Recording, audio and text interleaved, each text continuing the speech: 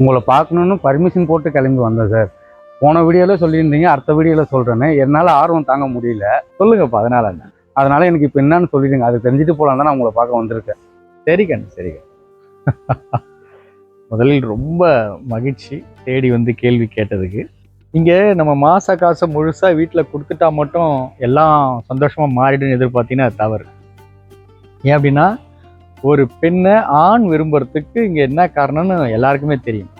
ஆனால் ஒரு பெண் எந்த வகையான ஆணை விரும்புவான்றது பெண்களுக்கு சில பேருக்கு தெரியாமல் இருக்குது. இதனுடைய அந்த வெற்றிடத்தை சொல்கிறேன் பாருங்களா. நீங்கள் காசு கொடுத்தீங்கன்னா உங்களுக்கு பாசம் திரும்பி வரும்.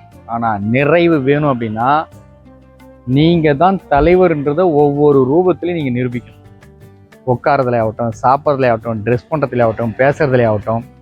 நம்ம பெருவாரே என்ன நினச்சிக்கிறோம் அப்படின்னா, திடகாத்திரமாக இருக்கணும், உயரமாக இருக்கணும், அல்லது குண்டாக இருக்கக்கூடாது அப்படின்னு நினச்சிக்கிறோம். பெண்களுக்கு இந்த மாதிரி ஆண்களை பிடிக்கிறத விட யார்கிட்ட கமாண்டிங் பவர் இருக்கோ அவங்கள தான் ரொம்ப பிடிக்கணும் ஒரு உளவியல் சொல்லுது.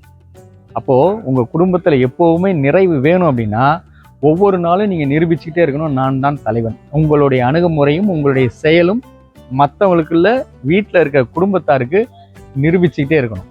அந்த மாதிரி உங்கள் சிந்தனையும் செயலும் இருந்ததுன்னா குடும்பம் மட்டும் இல்லை, இந்த உலகமும் உங்கள் காலடியில். நீங்கள் தான் தலைவன். நிறைவான வாழ்க்கை எப்பொழுதுமே உங்கள் கையில் இருக்கும். வாழ்த்துக்கள்.